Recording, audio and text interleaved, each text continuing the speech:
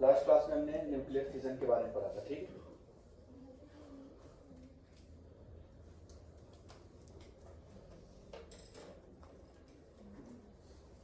Nuclear fission,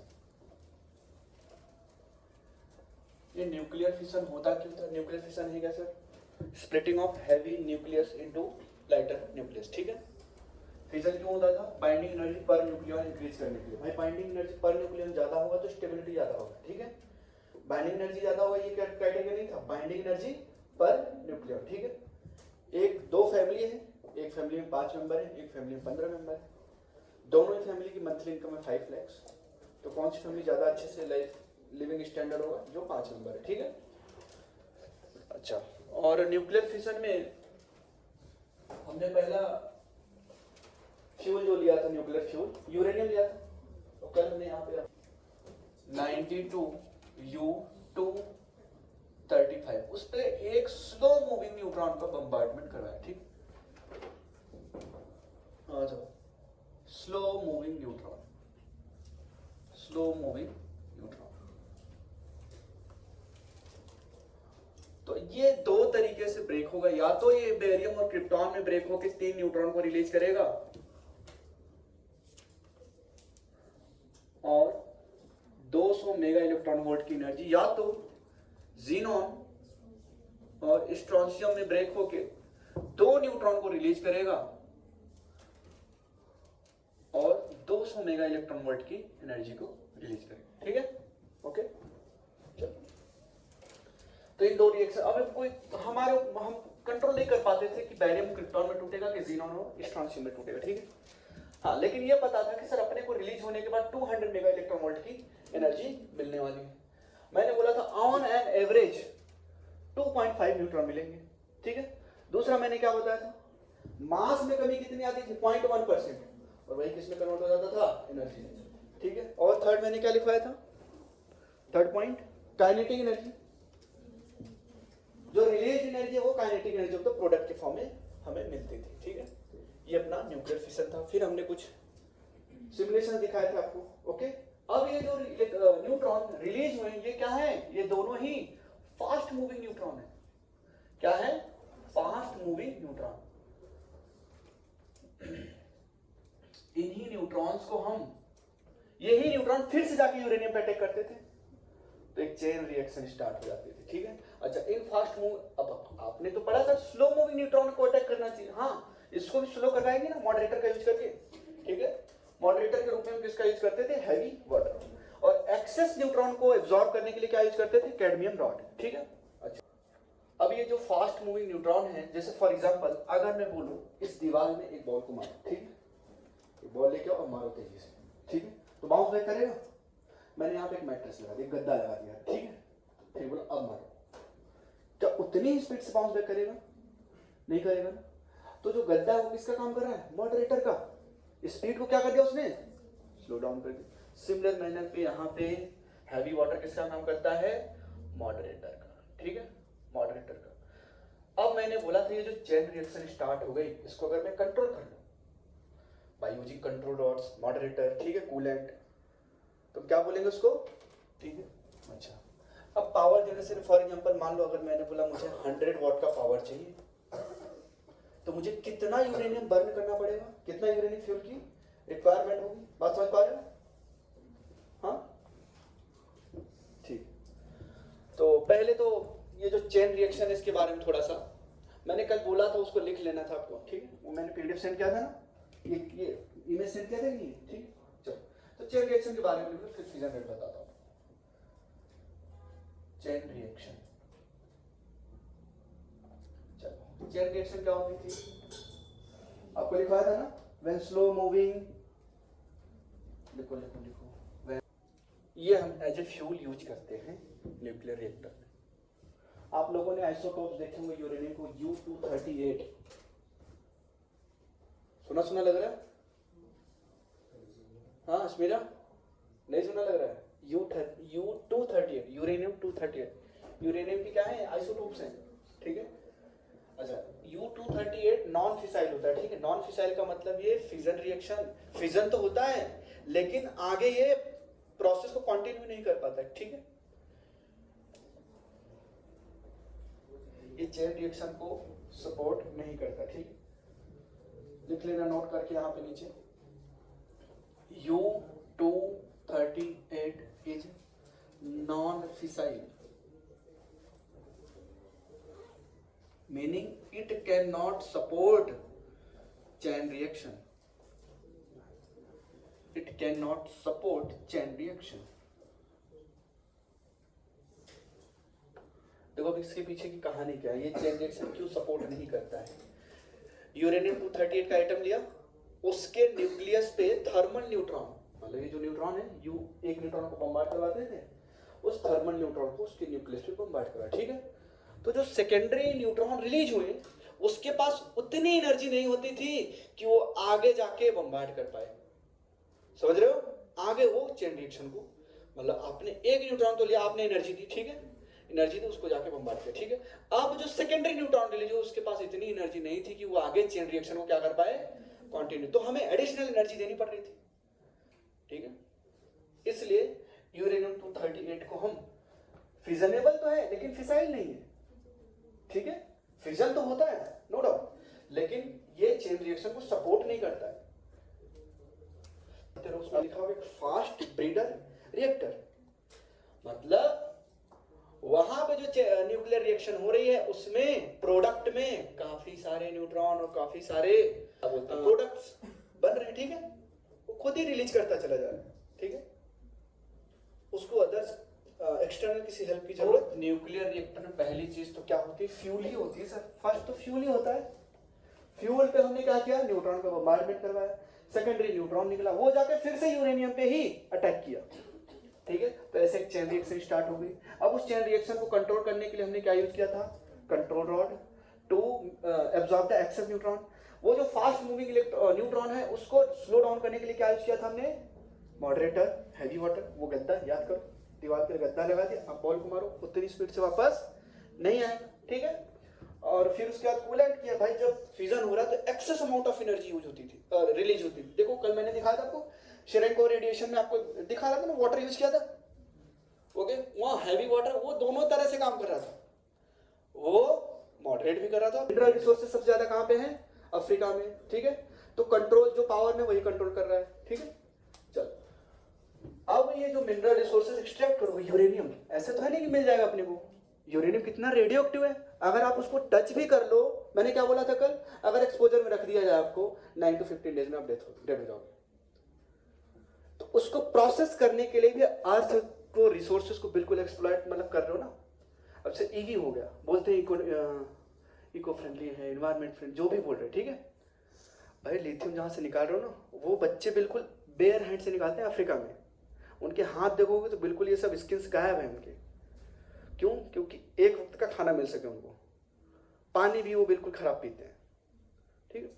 तो बिल्कुल हाँ, अब जैसे अब बाहर दिख रहा है ना, इलॉन मस्क ईवी लेके आया, टेस्ला लेके आया, अरे बैकग्राउंड में तुम क्या कर रहे हो वो तो बताओ, ठीक है, चलो ठीक है तुम एक्सेप्टेड कर रहे हो, लेकिन बैकग्राउंड में क्या चल रहा है, वो माउंटेन से हाथ से खोदो, उसके लिए आप कोई भी मेटल यूज नहीं कर सकते लिथियम आयन को निकालने के लिए। खैर, तो अब जैसे मान लो 4-5 साल होता है, वो बैटरी बहुत महंगी होती है, जैसे अभी देखो जो बाइक आ रही है या जो भी कार आ रही है, वो बैटरी ही बहुत ही महंगी होती है, 4 से 5 साल लाइफ होती है, फिर आप उसको रिप्लेस कराने जाओगे, जितने दाम में कार लिया है उसके आधे दाम में तो बैटरी आएगी, फिर आप सोचोगे यार 5 साल चला लिया ना, नई कार ले लेते, फिर उसको डंप कर दोगे, फिर उसका बन गया। अब वो जो वेस्ट है वो कहाँ जा रहा है, कहीं तो डंप कर रहे होंगे ना। तो सब वो सब बैलेंस करके रखता है नेचर, ठीक है। आप एक जगह से ठीक है अच्छाई दिखा रहे हो, लेकिन उसके पीछे कहीं ना कहीं कुछ ना कुछ बुराई भी है, ठीक है। Nuclear reactor aim to generate the power. अब पावर जनरेट करना है तो फ्यूल को बर्न करना पड़ेगा, वो फ्यूल यहाँ पे क्या है, यूरेनियम। अब उस यूरेनियम फ्यूल को बर्न कितना करना पड़ेगा, अब ये डिपेंड करता है आपको पावर कितनी चाहिए। मैंने बोला मुझे 100 वाट चाहिए, फॉर एग्जांपल मुझे 1 वाट की पावर चाहिए, ठीक है। How many atoms of uranium, 235 required to generate the 1 watt of power, ठीक है। अच्छा, आपको पता है अगर एक एटम को मैं बर्न करूंगा तो कितनी एनर्जी मिलेगी, 200। अगर एक एटम का फिजन कराऊंगा तो कितनी एनर्जी मिलेगी, अपने को कितना चाहिए, 1 वाट चाहिए, 1 वाट, वाट मतलब जूल सेकेंड, ठीक है नहीं कि अपने अपने को एक ही एटम बर्न करना है, कितना पावर चाहिए 1 what divided by time into मान लो नंबर ऑफ एटम्स n है, ठीक है। तो पावर क्या लिखोगे यहाँ पे 1 वॉट, अपने को पावर कितना चाहिए 1 वॉट, कितने एटम को बर्न करना पड़ेगा मान लो n यूरेनियम न्यूक्लियस का क्या कराना पड़ेगा फिशन, ठीक है। 200 into 10 to the power 6 into 1.6 into 10 to the power minus 19 divided by time, ये लिखोगे क्या। अच्छा, अब n अपॉन में t, ये नंबर ऑफ एटम पर सेकेंड, नंबर ऑफ एटम पर सेकेंड, इसी को हम क्या बोलते हैं फिशन रेट, इसी को हम क्या बोलते हैं फिशन। कितने एटम का कितना एटम टूटा कि मुझे 1 वॉट की एनर्जी मिल जाए, सॉरी पावर मिल जाए, ठीक है। तो 1 अपॉन में क्या लिखोगे 200 into 1.6 into 10 to the power minus 13 बराबर n बाई टी। अच्छा, ये माइनस 19 से क्यों मल्टीप्लाई किया, इलेक्ट्रॉन वोल्ट में था ना, इसको हमने किस में कन्वर्ट कर लिया जूल में, ठीक है। तो जूल पर सेकेंड आएगा, पूरा अगर देखूंगा तो जूल पर सेकेंड, ये एनर्जी जूल में होगी, ठीक है। चलो, ये क्या है नंबर ऑफ, यही है फिजन पर सेकेंड, नंबर ऑफ एटम पर सेकेंड, इसी को सॉरी फिजन रेट बोलते हैं, इसी को हम क्या बोल देते हैं फिशन रेट। तो फिशन रेट क्या आएगा यहाँ पे, fission rate equal to 1 upon में, अच्छा 200 इंटू 1.6 क्या आएगा 3.2 into 10 to the power minus 11, ठीक है। और ये 10 to the power minus 11 ऊपर जाएगा तो क्या आ जाएगा 10 to the power 11 divided by 3.2। अब 3.2 को भी सिंप्लीफाई करोगे तो ये जो फिशन रेट आएगा, फिशन रेट बराबर जो कि क्या है n by T, fission rate क्या है n बाई टी बराबर 1 अपॉन में 3.2 कितना आएगा 3.35 ऐसा कुछ करके आएगा, ठीक है। 3.125 अगर 10 to the power 10 लिखो तो 10 बच जाएगा, तो 10 को अगर मैं 3 एटम पर सेकेंड, एटम पर, ये है आपका फिशन रेट, क्या है ये फिशन रेट, इसी को हम बोलते हैं फिशन रेट। 1 वॉट ये याद रखना है, वैसे आप निकाल भी सकते हो लेकिन अगर ये याद रहेगा तो आसानी होगी, ठीक है। 1 वॉट पावर जनरेट करने के लिए फिशन रेट क्या है सर, 1 सेकेंड में इन 1 सेकेंड कितने एटम को फिशन कराना पड़ रहा है 3.125 into 10 to the power 10 atom, ठीक है। पहले तो बताओ न्यूक्लियर रिएक्टर काम क्या था, पावर को जनरेट करना, पावर को जनरेट करने के लिए मुझे क्या करना पड़ेगा फ्यूल को बर्न करना पड़ेगा, मुझे मेरा रिक्वायरमेंट क्या है, मेरा रिक्वायरमेंट क्या है, मैंने बोला मुझे 1 वॉट का पावर चाहिए, तो 1 वॉट के पावर जनरेट करने के लिए कितना कितना एटम बर्न करना पड़ेगा 1 सेकेंड में 3.125 into 10 to the power 10 atom को बर्न, है ना, फिशन कराना पड़ेगा उसका, ठीक है। उसको हमने क्या बोला फिशन रेट, ठीक है। चलो क्वेश्चन देखते हैं। The fission rate of 92 U235 कितना आ रहा है, ठीक है 49 पॉइंट, देखो फिशन रेट 1 वॉट पावर को जनरेट करने के लिए कितना मुझे एटम चाहिए था 3.125 इंटू 10 to the power 10 या 11, 10 एटम पर सेकेंड, ठीक है। अपने को कितना पावर जनरेट करना है 16 किलोवाट, कितना 16 किलोवाट, किलो का मतलब क्या होता है 10 to the power 3, और 1 वॉट जनरेट करने के लिए इतना चाहिए, मल्टीप्लाई कर दो 16 किलोवाट से इंटू 10 to the power 10, ठीक है। मल्टीप्लाई करोगे तो आएगा इसका answer 5 into 10 to the power 14 atom पर सेकेंड, क्या यही आ रहा है क्या आंसर, ठीक है। तो इतना आपका फिशन रेट आ गया, ये है आपका फिशन रेट। चलो नेक्स्ट क्वेश्चन करने जा रहे हैं second profile, second profile, second profile. तो कॉलेज की तरफ से खूब सारी एक्टिविटीज कराई जाती है, इसलिए बोलता हूँ पहले कॉलेज जाओ, वहां पे आपको इतने सारे एक्सपोजर्स मिलेंगे कि आप इमेजिन भी नहीं कर सकते। जिस फील्ड में आपको जाना है, एनी फील्ड, गेम खेलना अच्छे से आता मोबाइल, उस फील्ड में जाओ, ठीक है। म्यूजिक आती है अच्छे से, उस फील्ड में जाओ। स्पोर्ट्स आता है, उस फील्ड में जाओ। सिक्योरिटी मतलब एनसीसी वहां पे कराई जाती है, ठीक है, फोर्स में चले जाओ, ठीक है। कुछ भी हर एक फील्ड में, आर्ट में अच्छे हो उसमें चले जाओ, ठीक है। ये क्या निकाला मैंने, मास पर सेकेंड। 1 सेकेंड मुझे कितना मास चाहिए होगा ये fission rate into molar mass in gram divided bye Avogadro number. अगर मैं पूछो 1 घंटे में कितना मास चाहिए, हाँ 1 ये पर सेकेंड है, तो 1 घंटे में कितना 3600 से मल्टीप्लाई करूंगा क्या, 1 सेकेंड मुझे इतना मास मिल रहा है सर, तो 1 घंटे में 3600 से मल्टीप्लाई, 1 दिन में 24 आवर्स तो 86 है 86,400 सेकेंड होता है, ठीक है। ये देखो ये क्या है पर सेकेंड, ये क्या है पर सेकेंड। अगर मैं बोलूं पर आवर कितना मास रिक्वायर होगा, पर आवर में मुझे 1 घंटे के लिए कितने मास की आवश्यकता पड़ेगी पर आवर, तो क्या लिखोगे मास पर आवर, ये क्या है अपॉन में टाइम, तो क्या करना पड़ेगा fission rate into molar mass जो कि किस में है ग्राम में, divided by Avogadro number into 3600। ये क्या आ गया पर आवर मुझे सर इतने मास की आवश्यकता पड़ेगी, समझा, ठीक है। थर्ड, अगर मैं पूछता हूं पर डे बताओ, पर डे मुझे कितने मास की आवश्यकता पड़ेगी, तो क्या लिखो 1 दिन में 24 आवर्स, सर 1 दिन में तो 12 घंटे होते हैं, पूरा सर्कल मानो ना दिन और रात मिला के, ठीक है। अर्थ का पूरा एक रोटेशन अपनी एक्सिस में, ठीक है। चलो पर डे, तो क्या लिखोगे मास अपॉन में टाइम, मास अपॉन में टाइम कितना आएगा, fission rate into molar mass in gram divided bye Avogadro number into कितने से मल्टीप्लाई करना पड़ेगा 24 आवर्स, मतलब 86,400 सेकेंड, ठीक है। तो ये क्या है पर डे मुझे कितने मास की रिक्वायरमेंट है, यहां पे लिखना है, इसको यहां पे मल्टीप्लाई करना है, स्पेस नहीं था इसलिए मैंने नीचे लिख दिया, ठीक है। चलो देख लो ना 24 आवर्स में कितने सेकंड होते हैं सर, 24 आवर्स को किस में कन्वर्ट करोगे, मल्टीप्लाई कर, ठीक है।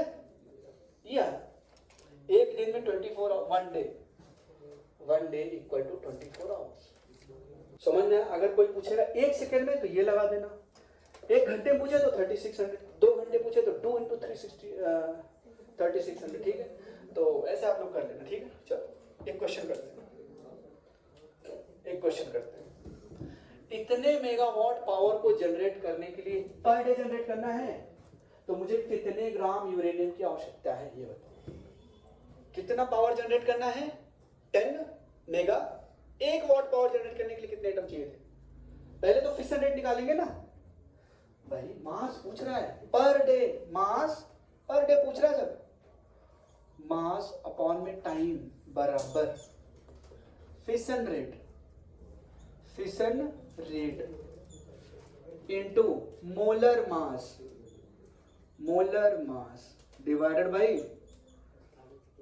एवोगाड्रो नंबर, ठीक है, इनटू 86,400 सेकेंड्स, ठीक है। ओके कोई नहीं, बात कर सकते हो बात, ठीक है। डिस्कशन कर रहे थे, इधर ध्यान दो फिशन रेट, अभी ये क्वेश्चन आपसे स्किप हो जाएगा, फिर आप बोलोगे सर समझ नहीं, या पता नहीं कुछ तो भी चल रहा है। Fission rate into molar mass divided by Avogadro number into 86,400, ये 86,400 क्या है, ये नंबर ऑफ सेकंड्स है in one day, per day पूछा ना अपने से, अपने को क्या चाहिए फिशन रेट, मोलर मास दिया हुआ सर, मोलर मास अपने को पता है 235, ये मोलर मास है, एवोगाड्रो नंबर पता है, चाहिए क्या फिशन रेट, तो फिशन रेट पे काम कर लेते हैं, चलो फिशन रेट निकाल लेते हैं, फिशन रेट बराबर ये चाहिए, तो 1 वाट पावर को जनरेट करने के लिए कितने एटम लग रहे थे अपने को, 3.125 इंटू 10⁻10 एटम पर सेकेंड। कितना पावर जनरेट करना है 10 मेगावाट, मेगा मतलब 10⁻6, इतना वाट जनरेट करना है, तो इतने को क्या कर दो मल्टीप्लाई, तो 3.125 इंटू 10⁻10 इंटू 10⁻17 एटम पर सेकेंड, ठीक है। तो ये क्या आ जाएगा आपका 3.125 इंटू 10⁻27 एटम पर सेकेंड। आज समझ आ रही है? इतना एटम चाहिए, ये क्या निकल गया, यही तो है फिशन रेट। अरे यहीं पे लिख दिया ना फिशन रेट, समझ में आया? अरे यहाँ पे 17 होगा वो, ठीक है, वो कैलकुलेट एग्जैक्टली, वो हेड में कैलकुलेशन थोड़ा आगे चल रहा है, ठीक है, इसलिए यहाँ पे 17 लिख, 2-3 दिन से मसला हो गया, ठीक है, कुछ तो फिशन रेट निकल गया क्या 3.125 इंटू 10⁻17। तो 3.125 इंटू 10⁻17 मोलर मास कितना है 235। एवोगैड्रो नंबर कितना है 6.023 इंटू 10⁻23 इंटू 86,400। ये आ गया आपका मास पर डे। ये क्या है मास पर डे, इतना मास ये पर डे 10 मेगावाट के पावर प्लांट को ऑपरेट करने के लिए, ठीक है। इसको सॉल्व करोगे ये समझ में आया। पहला प्रोफाइल हमने क्या पढ़ा फिशन रेट, दूसरा प्रोफाइल क्या पढ़ा, ये देखो अमाउंट ऑफ यूरेनियम, कितना मास अपने को चाहिए पर आवर, पर second, per day, per month, ठीक है। पर मंथ पूछ लेगा तो 30 से मल्टीप्लाई कर दो, फरवरी के महीने पूछ लेगा तो पता करो कौन से ईयर में है 28 या 29, ठीक है। वैसे इतना वो सब करेगा नहीं, ठीक। मास डीके, अब ये मास डीके क्या होता है, अच्छा ये बताओ मैंने क्या बोला था अभी, कितना मास रिक्वायर, मेरे को कुछ certain amount of power generate करना है, मान लो 10 वाट, तो मुझे कितना मास यूरेनियम चाहिए। अब कुछ अलग है, ये मास डीके है, ठीक है। अब ऐसा तो है नहीं कि सर्टेन अमाउंट ऑफ एनर्जी, जब यूरेनियम टूट रहा था तो किस में कन्वर्ट हो रहा था, क्रिप्टॉन और बैरियम में, और मास में जो कमी आ रही थी वही कमी जो है किसमें कन्वर्ट हो रहा था, एनर्जी में। अब यहाँ पे जो डीके हो रहा है, मास में जो डीके हुआ, कमी आई, वो किस रेट से हो रहा है, ठीक है, वो निकालने चलो। तो पावर क्या होता था, एनर्जी अपॉन टाइम, ठीक है। 92 235 breaks into barium and krypton, ठीक है, plus 3 neutron plus 200 mega electron volt. अभी जो मास में कमी आई है ना, डिक्रीज इन मास या मास डिफेक्ट, मास डिफेक्ट, मास डिके को लिखते हैं डेल्टा एम बाई टी, ये है मास डिके। मास डिफेक्ट कितना हो गया यहाँ पे डेल्टा एम, ये किस रेट से हो रहा है, ये किस रेट से मास डिके हो रहा है, मास डिफेक्ट जो डिके हो रहा है किस रेट से हो रहा है, कितने टाइम इंटरवल में कितना मास कम हो गया, ठीक है। तो उसी को हम क्या बोल रहे हैं यहाँ पे, मास डिके, ठीक है। मास डिफेक्ट यहाँ पे डेल्टा एम है। फॉर एग्जाम्पल पावर जनरेट कर रहे थे, पावर बराबर क्या लिख रहे थे आप लोग, एनर्जी अपॉन में टाइम, यही तो लिख रहे थे।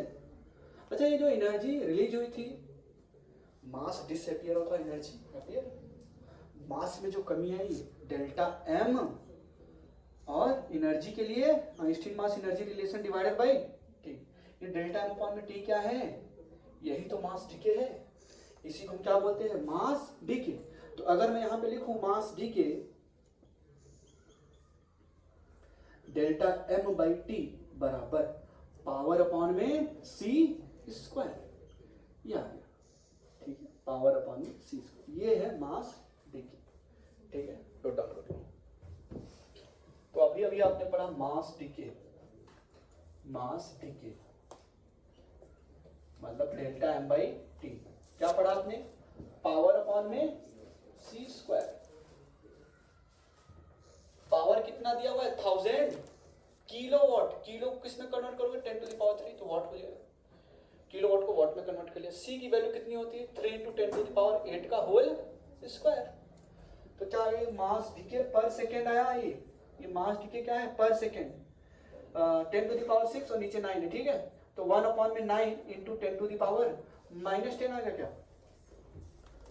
अगर मैं इसको सॉल्व करूंगा फर्दर, चलो मैं सॉल्व कर देता हूं, 10⁻6 डिवाइडेड बाय 9 इंटू 10⁻16, अबे 16 ऊपर जाएगा -16 हो जाएगा, तो क्या लिख सकता हूं 1/9 इंटू 10⁻- क्या 10, क्या किलोग्राम पर सेकंड, ये आया मास डीके, किलोग्राम, सब एसआई यूनिट्स में थे, ठीक है। अच्छा अब पूछ रहा पर आवर, ये क्या है पर सेकंड में है, एक सेकंड में इतना किलोग्राम डीके हो रहा है सर, तो एक घंटे में मल्टीप्लाई कर दो 3600, तो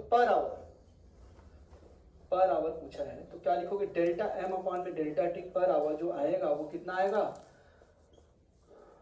1/9 इंटू 10⁻⁻10 इंटू 3600 मल्टीप्लाई करो, क्या आएगा भाई 400। चलो तो डेल्टा एम अपॉन में टी, डेल्टा एम अपॉन में टी बराबर 4 इंटू 10⁻⁻, क्या है 8 आया क्या, ओके चलो किलोग्राम पर आवर आ गया, पर आवर आ गया। अच्छा एक बात बताओ, किलोग्राम को किस में कन्वर्ट करने जा रहा हूँ, ग्राम, चलो कर 4 इंटू 10⁻⁻8, 10⁻3 लिख दो, मैं वहां पे डायरेक्ट लिख रहा था 10⁻3 किलोग्राम को 1 ग्राम लिखता हूँ, लेकिन मैं चलो जनरली कर देता हूँ ऐसे, ये क्या हो गया ग्राम पर आवर। अब क्या समझ में आ रहा है यहाँ से, 4 इंटू 10⁻5 बना, ठीक है, ग्राम पर आवर। और इसको क्या लिख सकते हो, अगर मैं 10 से ऊपर नीचे मल्टीप्लाई कर दूं तो 10 इंटू 4 क्या होगा, 40 होगा क्या, यहाँ पे लिख देता हूँ 40, 10 ऊपर जाएगा तो 10⁻6 ग्राम पर आवर, और ये क्या हो गया 40 माइक्रोग्राम पर आवर। सुनना है, चलो नोट डाउन करो। तो हमको ये फाइंड आउट करना पड़ेगा ना, 1 ग्राम यूरेनियम में कितने नंबर ऑफ यूरेनियम एटम है, ये फाइंड आउट करना पड़ेगा ना। एक एटम के फिशन से 200 मेगा इलेक्ट्रॉन वोल्ट की एनर्जी जनरेट हो रही थी, रिलीज हो रही थी। 1 ग्राम यूरेनियम के फिशन से कितनी एनर्जी रिलीज होगी, तो अपने को पहले ये फाइंड आउट करना पड़ेगा कि 1 ग्राम यूरेनियम में कितने नंबर ऑफ एटम्स है यूरेनियम के, तो जितने नंबर ऑफ एटम्स मिले मल्टीप्लाई कर दो।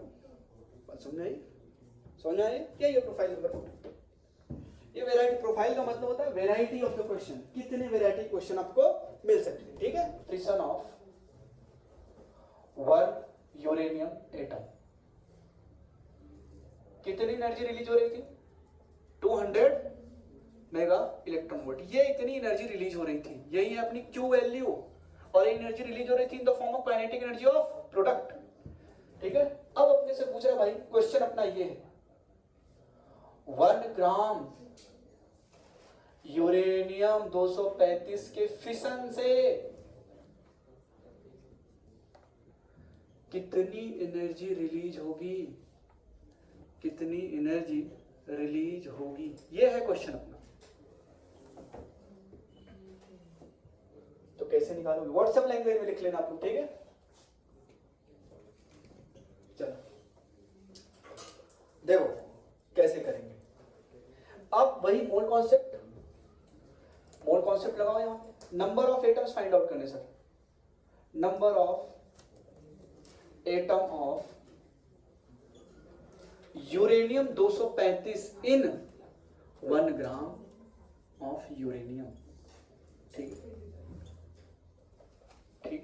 चलो तो मोल कॉन्सेप्ट में क्या पढ़ते थे, number of moles, number of moles बराबर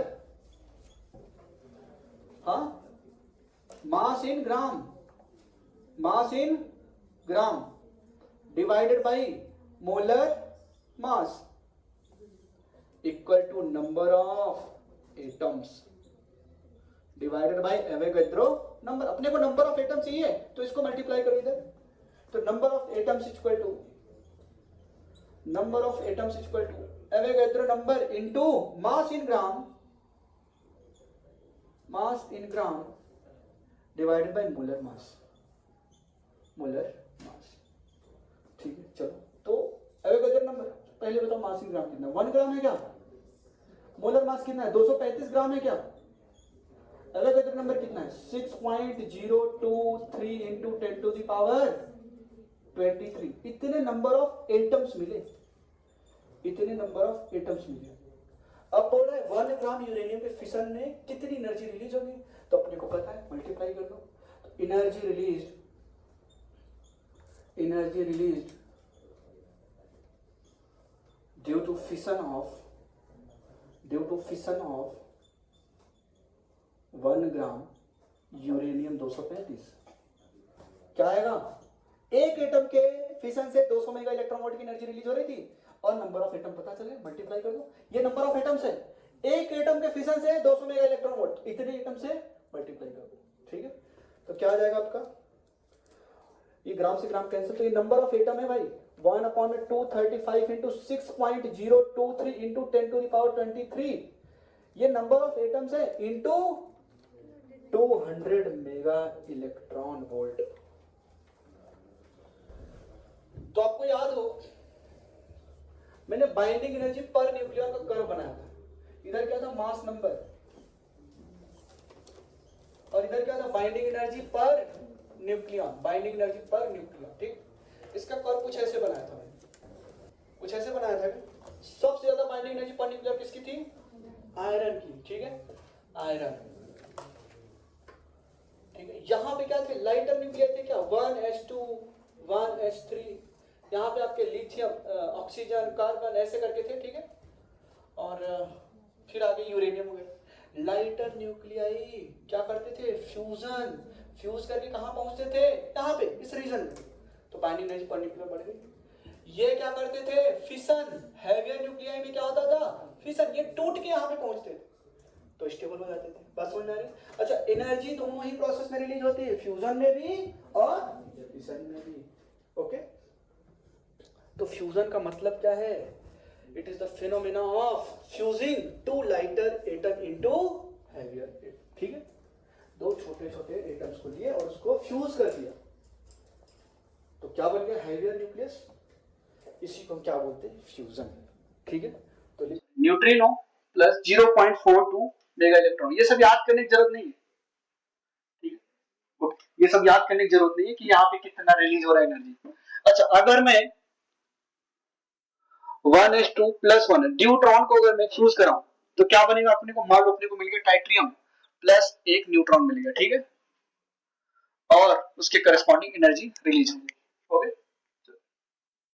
ऐसे भी कर सकते थे, 2He4 बन गया। तो कई सारे तरीके। ठीक है, 1h2 प्लस 1s2 या 1s3। ठीक है, तो यहाँ पे लिख देना 2He4, फिर जो है यहाँ पे और पार्टिकल्स और एनर्जी रिलीज होगी। तो ये क्या कर रहे हो? दो लाइटर न्यूक्लियस को फ्यूज करके एक बिगर न्यूक्लियस, हेवियर न्यूक्लियस बना रहे हो कि नहीं बना रहे हो? ठीक है, इस प्रोसेस में क्या हो रहा है? जो प्रोडक्ट है वो ज्यादा स्टेबल है, ज्यादा स्टेबल है तो मास में कमी आई, मतलब रिएक्शन स्पॉन्टेनियस हो रहा है। कोई भी स्टेबल हो रहा है तो रिएक्शन क्या होगा? स्पॉन्टेनियस, एनर्जी रिलीज होगी। वो एनर्जी आई कहां से? मास में कमी। तो प्रोडक्ट का मास कम होगा, रिएक्टेंट का मास ज्यादा होगा। प्रोडक्ट की बाइंडिंग एनर्जी ज्यादा होगी, प्रोडक्ट की बाइंडिंग सॉरी रिएक्टेंट की बाइंडिंग एनर्जी कम होगी। ठीक है, ये सारी बातें आप समझ गए। अब ऐसा तो नहीं फ्यूज करा दोगे, एक हाइड्रोजन एटम इधर से लिया, एक हाइड्रोजन एटम इधर लिया और रिबन से बांध दिया, सब फ्यूज हो गए, ऐसा तो है नहीं। ठीक है, तो फ्यूज कराने के लिए हमको सर्टेन प्रोसेस से गुजरना पड़ेगा। फिक्शन क्या था? आसान था, उसको तो तोड़ना है। तोड़ना कितना आसान होता है, बनाना कितना डिफिकल्ट होता है ना, कंस्ट्रक्ट। अब तो अब यहाँ पे इसको फ्यूज कराने चल रहे हैं। अच्छा, एक बात बताओ, ये हाइड्रोजन है, देखना इसकी वर्किंग प्रिंसिपल।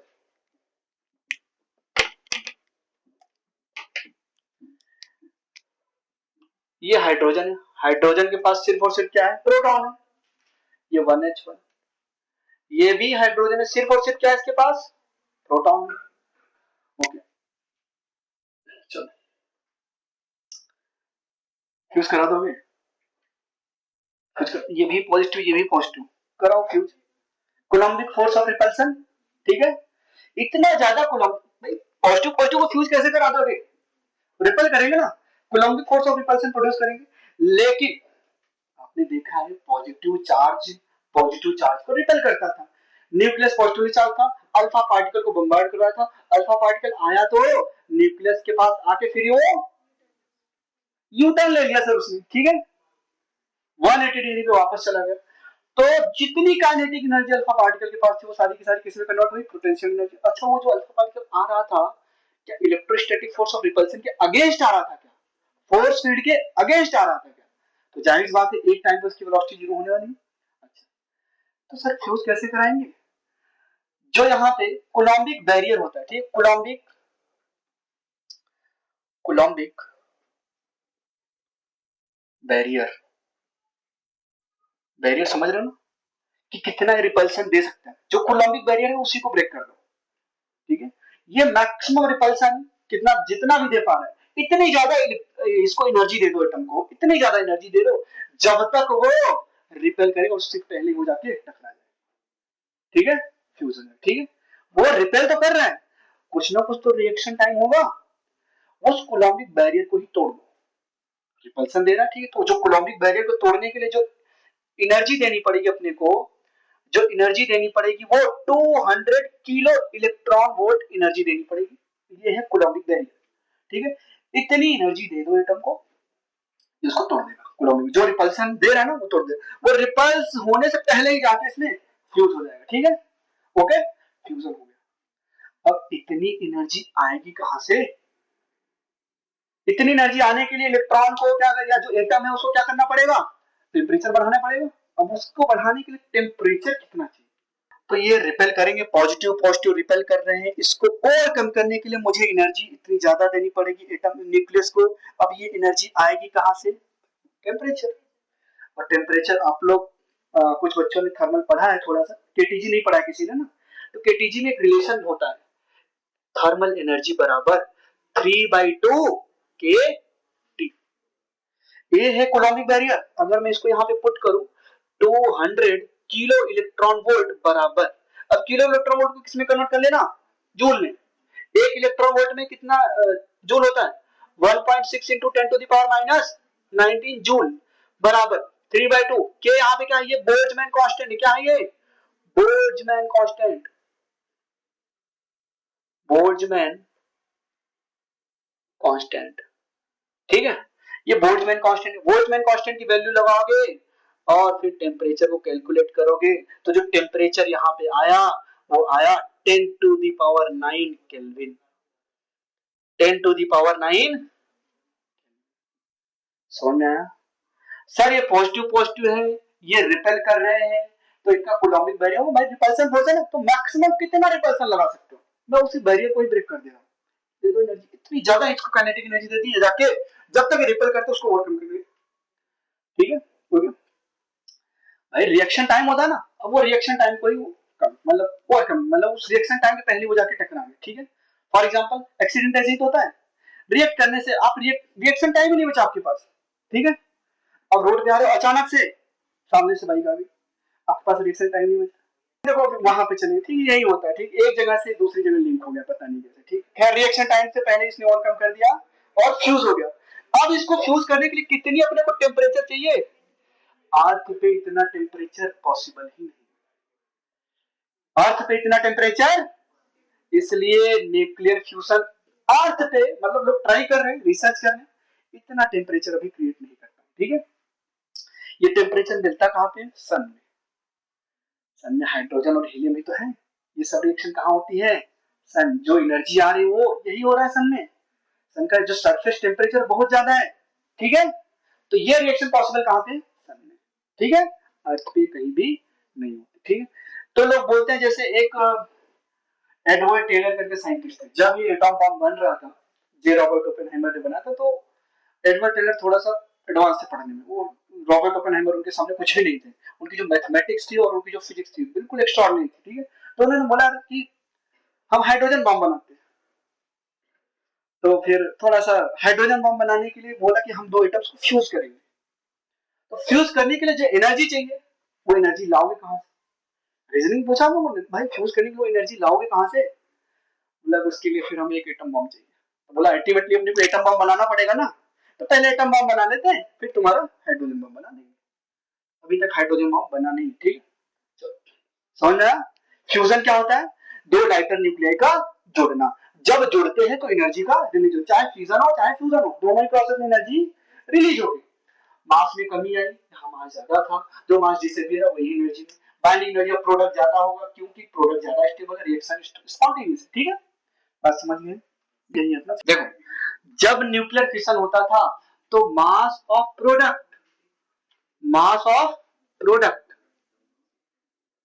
क्या है? Greater then mass of less than, ठीक है, less then mass of reactant. मुझे लगा हमें हाँ मिलाओगे आप लोग, ठीक है। अब इस मास ऑफ प्रोडक्ट को या मास ऑफ रिएक्टेंट को इधर डिवाइड करो, तो मास ऑफ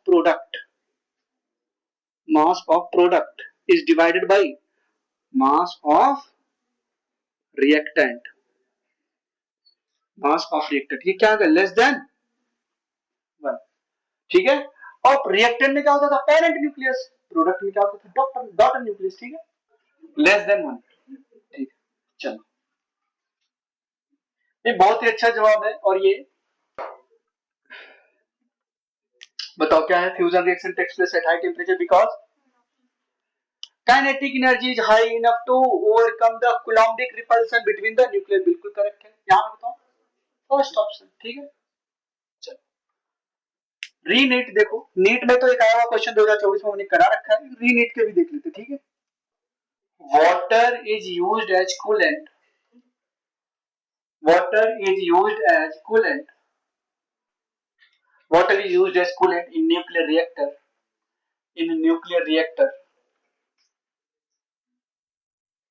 because, क्यों भाई, वाटर को हम, और भी तो कूलेंट है, वाटर को क्यों यूज करते, ठीक है, क्योंकि इसकी स्पेसिफिक कैपेसिटी बहुत ही हाई होती, टेम्परेचर को कंटेन करने के लिए, हीट को कंटेन करने की कैपेसिटी सबसे, मतलब यूं कहूं हीट को एब्जॉर्ब करने की कैपेसिटी सबसे हाई होती, ठीक है। तो इसका ऑप्शन देख, water is used as coolant in nuclear reactor because of its high specific heat capacity. ये रीनीट 2024 का क्वेश्चन है। एक क्वेश्चन और रीनीट ने पूछ लिया, नीट 2024 का ये, ठीक है। देखो दूसरा, देखो वहां पे एक ऑप्शन, अब यहाँ पे 4 ऑप्शन बनाए थे, इनमें से एक से ज्यादा सही था, ठीक है। तो यहाँ पे बोला था A B and C only, A B and D only, B and C only, ऐसे करके 4 ऑप्शन थे। ये रीनीट 2024 कौन सा लग रहा है आपको? Slow neutron can cause fission in fast fission in bond U 235 then fast neutron, बिल्कुल सही है। अल्फा रेज और हीलियम न्यूक्लियर, बिल्कुल सही है। बीटा रेज और fast moving electron and positron, ये भी सही है। गामा रेज और इलेक्ट्रोमैग्नेटिक रेडिएशन, बिल्कुल सही है। लेकिन वेवलेंथ इसका कम होता है एक्स रेज से, ठीक है। तो ये ए बी एंड सी